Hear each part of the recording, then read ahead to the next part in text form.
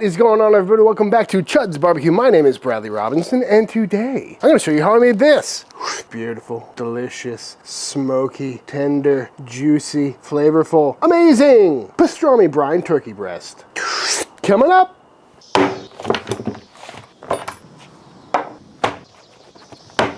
This is a turkey breast. Boop. Pat it dry.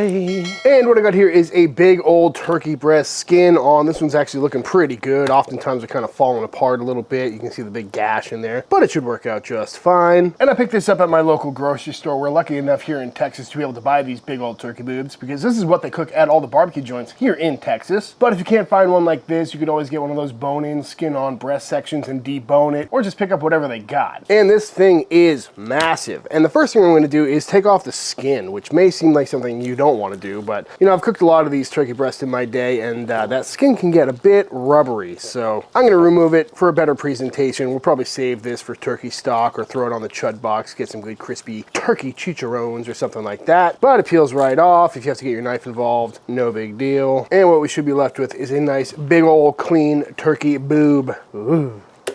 At this point, I'm going to go around. I might zip this off just because it's really thin and it's probably not going to cook up very well. Save that for some ground turkey or something like that. Again, I'll probably save and throw it into the next batch of turkey stock I make because having turkey stock on hand this time of year is always a good thing. Round off this little corner as well so we have one nice looking piece of turkey. I mean, look at the size of that. That is just a big boy. Again, just anything that's really thin that might burn up, we'll probably just zip off, round off the corners, and just make sure it looks nice and pretty.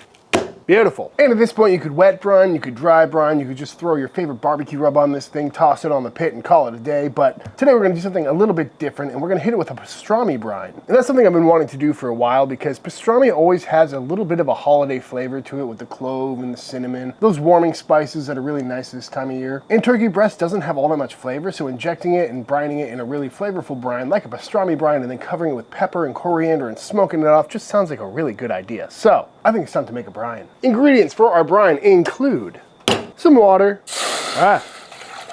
2 quarts to be exact, and let that come up to a boil. And while that comes up to a boil, I'm going to go ahead and make a bouquet garni, which is a fancy way of saying all of our spices in a little pouch made of cheesecloth. So in here we're going in with some coriander seeds, some bay leaves, some dry rosemary, not traditional for pastrami, but traditional for turkey, some thyme, I actually got those backwards, some allspice, some mustard seeds, black peppercorns, a couple of cloves, a few star anise, a couple of cinnamon sticks, some red chili flake for a little bit of heat, and then a whole bunch of garlic. And now I'm going to just do my best to tie this up into a neat little package. And the reason I'm doing this is because I plan on using my injector here in a minute, and a lot of these tiny particles and seeds and whatnot can clog up your injector. So having them all in their own little tea bag over here should make life a lot easier. And once in a nice little sack, I'm going to go ahead and tie this up with some kitchen twine, so hopefully nothing falls out. Tie it off. And there we go, a nice little sack of flavor. And once we're up to a boil, we're gonna go in with our sugar, going with some brown sugar today. White sugar would be fine, maple syrup is always good. Then we're gonna go in with our salt, and yeah, it's a lot of salt, but we're not gonna eat all this salt, we're just making a brine, you know? Most of this brine will be left in the pot when we're done. But give that a nice stir, make sure everything is nicely dissolved. We're also gonna go in with our pink curing salt at this point, because pastrami is, in fact, a cured meat. And once everything is dissolved and back up to a simmer, we're gonna go in with our little sack of flavor here. Boop. I'm gonna let that steep in there for probably about a good 10-15 minutes just to make sure all those flavors are really brought out. Oh, I can smell it already. That smells so good. But just let all those flavors infuse our brine here. And after a nice long steep, I can smell all those flavors coming through. I'm gonna dump this into our intended brining vessel. And because it's still ripping hot, I'm gonna put in the rest of our liquid in ice water form. 1 gallon total, so 2 more quarts of ice water going in, and that should cool this brine down. So when we put our turkey breast in, it won't be cooking because we don't want that. So I'm gonna let this cool down for a little bit until all that ice is melted and we're not super hot anymore. And then we'll get our turkey breast out. And once our brine is fully cooled off, in we go with our turkey boob. And you could just let this sit in here for the next like 4 to 7 days, but I don't want to wait that long. So I'm going to go ahead and bust out the handy dandy injector here, which just doesn't work anymore. Anyone in the comments, let me know if you know how to fix this problem. This thing is supposed to be pointed upward, and it's not. So I'm going to have to manually reset this every time. But you gotta do what you gotta do sometimes, folks, because I don't have the right size Allen wrench. But go ahead and get this thing nice and full up, and we're gonna start injecting every inch or so. And because we're injecting it, just means that this thing is gonna be chock full of brine immediately, instead of trying to wait for it to naturally seep into the meat. Meaning we can probably get away with an overnight or a couple day brining period, as opposed to waiting for like a week or so, just to speed things up. So just working in a grid-like pattern, trying to make sure this thing is chock full of this wonderful brine, curing it from the inside out, and making sure our turkey breast is full of maximum flavor. After several minutes, I've learned that this little thing being broken actually works out just fine, because I can pump it up, stick it in, and then just boop, just push the thing down. Squirts right out. Makes it a whole lot quicker. Another thing, this is the first time I've done the whole bouquet garni thing, and it's made this whole process a whole lot easier. We don't have to worry about peppercorns or seeds clogging up your injector. But this thing is sufficiently stuffed at this point, looking nice and buoyant. So I'm gonna leave it in here, pop a lid on this, and into the fridge this goes for the next few days. Again, 12 hours would probably be fine, but I'm gonna go probably 2, maybe 3 days, depending on what my schedule looks like. But in the brine it goes, into the fridge. If you've been following along the channel for the last couple of weeks, you'll know that me and the boys just got back from a trip to Europe, where we spent a lot of time traveling through Ireland, England, and Germany. And every step of the way, I had my Ridge wallet. Who's sponsoring this video? And I've had Ridge wallet just like this one in my pocket for the last 3, maybe even 4 years at this point. And I absolutely love it. It does everything I need it to do. And the reason I bring up Europe is because with a big heavy pocket clip like this, which is actually technically a money clip, I'm amazed that I've never lost one of these things. And when it comes to travel or everyday carry in general, I'm a big fan of keeping things minimal and as light as possible. And I'm kind of like Batman, because I rock everything on the belt or in the waistline. So on me at any given moment is Ridge wallet, the Ridge key case, pocket knife, and my phone. And it's been this way for years, and I'm not changing it up because it's been working out really well. And if you're unfamiliar with the Ridge wallet, they're really small and lightweight, holds up to 12 cards, and has RFID protection, which is really great, and comes in a variety of colors and styles. Rocked the leather one for a while, silver one was great, and if you want to go super minimal, they even got this little guy. So small. And this is the key case that holds up to 6 keys. Again, big strong pocket clip, lanyard on there as well. And this just eliminates any of that key jingling that gets really annoying. I gotta get one of these for my friend Matt James. All Ridge products are made with super high quality materials. You can get the money clip or the little money sleeve here for an even slimmer profile. And they also make a MagSafe one. And there's so many different colors and styles to choose from. It's perfect for the holiday season, which is in fact right around the corner. And I tell you, these make for a great gift. I got my dad one for Father's Day, and he loves it too. And if you want to save up to 47% off some Ridge products, go to ridge.com/Chuds BBQ to pick up some gear to gift someone this holiday season, or just get something for yourself. Again, link in the description. That's ridge.com/Chuds BBQ. Where using my link, you can save up to 47%. Thank you, Ridge. 3 days later, out of the fridge comes our brining turkey breast, and it's looking pretty much exactly the same, but I'm gonna go ahead and dump all this brine out and give this breast a rinse to make sure there's no any residual sugars or salts on there. And after a nice rinse, it looks pretty cool. Honestly, it does look a bit rosier. I don't remember being able to see this much of the membrane on top, but feeling a little bit more firmer and smelling very good. But before we go ahead and smoke this thing off, we need to go ahead and make ourselves a rub. Starting by grinding up some whole coriander seeds. Beautiful. I like to grind my own instead of using the stuff that comes pre-ground because A, it's a lot fresher, and B, you can get a nice coarse texture, just like 16 mesh black pepper, which we're also going to add equal parts of coriander and black pepper, and then we'll do half a part of that of garlic. Super simple rub. No need for any salt in this rub because that whole turkey breast is brined and cured, so plenty salty. Boop. And now simply enough, we're gonna cover this thing with our rub. And because it just came out of a brine, it's still pretty tacky. At least the underside is. The top looks kind of dry, but we'll see if the rub sticks. But we're gonna go on with a nice heavy coating of this rub for a nice bark and presentation, and of course flavor. And we're not gonna forget the sides, because that'd be a rookie move.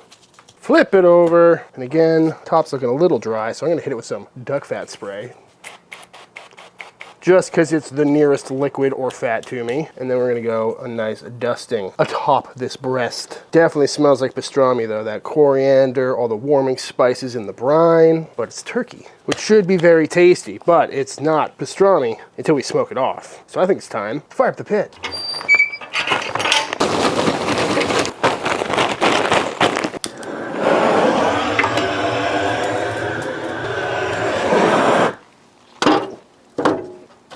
Happy Thanksgiving from me and that pesky little snake in my boot.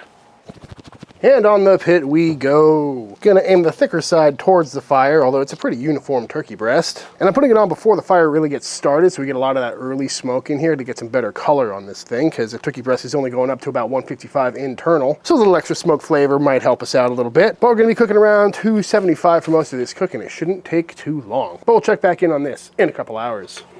We're about 3 hours into this cook, and I think it's time to check in on that turkey breast.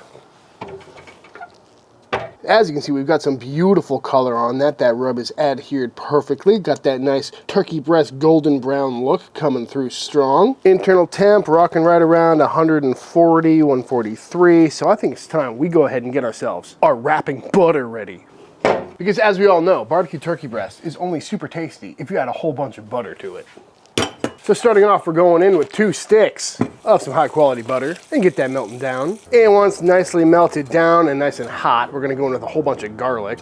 I'm gonna let this cook for probably a good 5 minutes or so till that garlic is really nice and soft. Kind of get a confit garlic butter situation going on, which is gonna give us some garlic flavored butter and then also a little snack on the side of some confit butter garlic. After about 5 to 10 minutes of this cooking down, I've been constantly stirring because I'm trying to get some brown butter here, but I definitely don't want it to burn, and all the milk solids in there can do that, which is why I've been constantly stirring. But at this point, this garlic is looking absolutely beautiful. Once it starts floating, you know you're getting pretty close, but nicely toasted and nice and soft. So out it comes. Again, I don't know if I'm going to incorporate this into the recipe or not, but I'm definitely going to eat these because these are super tasty. And next step is to infuse this with even more flavor. So I got some thyme and rosemary, and in that goes. Woo! And we're gonna let that fry up for a little bit to infuse all of its flavor. And after just like 2 minutes, these are feeling nice and crispy, so I know they fried into the butter, giving it some lovely flavor. And one last thing I'm gonna do is hit it with a little bit of this pickling spice, which has got cinnamon and clove and bay leaf and mustard seeds and all the same things that went into the brine. Just a little sprinkle to reinforce the flavors we've already got. But now it's time to wrap up that turkey breast. Beautiful looking turkey boob, feeling a lot heavier than a traditional turkey breast, probably because it's chock full of brine. But now we're gonna bust out a strainer and pour our browned herbed garlic butter all over this thing. Ooh, that just looks ridiculous. Build up the walls. Oh God, we don't want an accident. Make a little foil boat. Yeah, we'll just put it all on there. Oops. Now I'm gonna go ahead and turn this face side down and wrap it up nice and tight. Ow, that butter is very hot, and I only spilled some of it. But now back on the pit this goes for probably only another like 20 minutes just to get up to that 155, 160 internal. And all those flavors are really gonna soak into that bird, making it nice and juicy. But more importantly, we're gonna have that foil boat full of butter and all the herb and garlic flavors that we can dip the slices in and get even more flavor. So I'll see you when this thing is done. And just like that, off the pit this comes. Ow! Rocking anywhere between 155 and 160 internal from where I've been probing this thing, and I got it in this pan because, as you can see, there's a lot of butter leaking out of there. So we're gonna let this thing rest down for maybe, I don't know, 20 minutes or so, and then we'll slice on in. And you may be thinking, hey man, aren't you supposed to bring poultry up to 165 internal? And yeah, that is true, but this thing has been brined, salted, smoked, and cured, so I'm really not too worried about bacteria. Also, we've got carryover cooking that's gonna happen while it rests over the next few minutes. And on top of that, once you bring poultry up to 155, it takes like 3 seconds or something for that bacteria to die, if there is any in the first place, so I'm not too concerned about it. And after a nice long rest, I think it's time to see how this turkey breast came out. And coming fresh out of the butter, this thing is looking absolutely beautiful, just glistening in the light here. I mean, look at that. You can't be dry when you're submerged in butter. And this whole time I've been trying to split the difference between a pastrami and a traditional Texas-style turkey breast. And in appearance, it's definitely leaning more towards Texas-style turkey breast. You know, you can see the golden color, but we still got a good amount of seasoning on the outside. But again, next time, I think I might go even heavier with that black pepper coriander rub to get that really nice dark exterior like a brisket bark or a pastrami bark. But all in all, I think this looks like a turkey breast, but it's going to taste a lot like pastrami, and it should be a wonderful pairing. So let's slice it and see how it looks. Let's start out by slicing this bad boy right in half. Oh, that is a good looking turkey breast. Nice and juicy, nice and tender. It does have a pinkish hue to it. Not sure if you can pick that up on camera because there's a giant white light aimed right at me, but looks a little bit more like deli meat or something like that. But nice and juicy, feeling nice and tender, and smelling very floral. But let's go ahead and get a couple slices, shall we? Oops. I'm gonna go relatively thin, kind of like the lean side of a brisket, you know what I mean? It looks so juicy. I mean, look at this piece right here. Again, I hope the camera is doing it justice, but it is just leaking juice right now. It looks so nice and tender. Oh, it smells so good. Smoky, meaty, turkey-y, yet pastrami. Love it. Trying to change up the lighting a little bit so you can see the real texture of this thing, but that looks absolutely phenomenal. Happy about that, but really, it's all about how it tastes. And there it is, folks, in all its glory. Some beautiful smoked, brined pastrami turkey breast, seasoned and smoked, sliced up. And of course, we got a whole bunch of flavorful butter to dip this stuff in. I think it's time to find out how it tastes. You gotta dip it in that beautiful butter. Get it nice and juicy and glistening. I mean, look at that. I can smell the herbs, the garlic, the warming spice from here. Let's go for it. Whoa. Oh my God.